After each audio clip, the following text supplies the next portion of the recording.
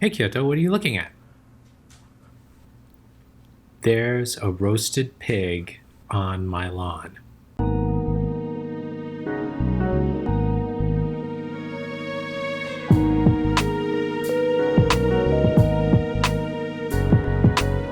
What's up, guys? There's nothing like a great sample to get creative juices flowing. So I've started using a lot of samples in my latest recordings. So in this video, I'm going to show you a few places I get my samples from, and I'm also going to show you how I use them, because in one of the latest songs that I created, I used a bunch of samples from different sources. I've always wanted to know how people do it, so I'm going to show you my technique.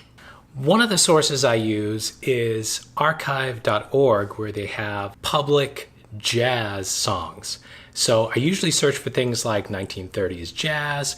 There's some really interesting things in here. Here's one. So these are public jazz songs that were recorded. Some of them are really old, but that doesn't matter. They're still... Wow, that sounds good. I need this one. All right, I'm gonna need this sample right here. Okay, so that's one site I use. I also use Freesound, which is really cool because there's all sorts of recordings on here. It's crazy. It's just people recording random stuff on vacation, little snippets from street performers. Most of the stuff on here is royalty free. I think I might have used this sample.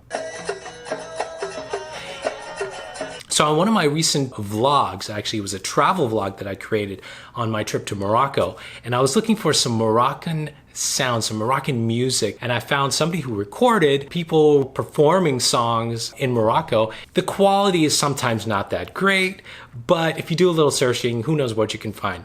Really inspiring stuff here. Now, I even create my own samples sometimes, and I get these either from recording my voice, but also from sounds that I've recorded when I've traveled to different parts of the world. This one recording that I had when I was in the Central African Republic, there were these boys playing with a glass bottle near a river, and I captured that. Now, if you find something online and there's no way to download it, I do recommend using this free program called Audio Hijack. It's pretty useful if you want to capture a sample directly from your browser or pretty much any other program that creates a sound. Just make sure that what you're recording is in the public domain or copyright free. So for pro stuff, I mean clean, high quality samples, loops, and one-hits, I use Loop Masters. Some of this stuff really starts getting your mind going, starts getting you in the creative mode. Now, Loop Masters has some really interesting tools that you could use to even get free samples weekly, and I'll have that for you in an upcoming video. Now, let's look at how I actually pull all these samples together in one of my songs. I'm going to start by letting you listen to this song.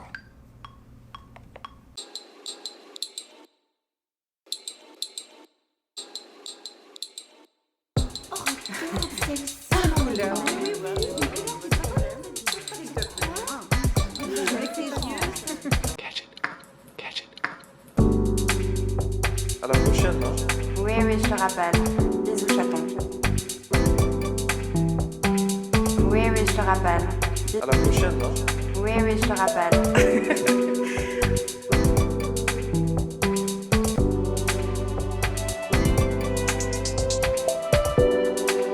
Maybe it's best I will.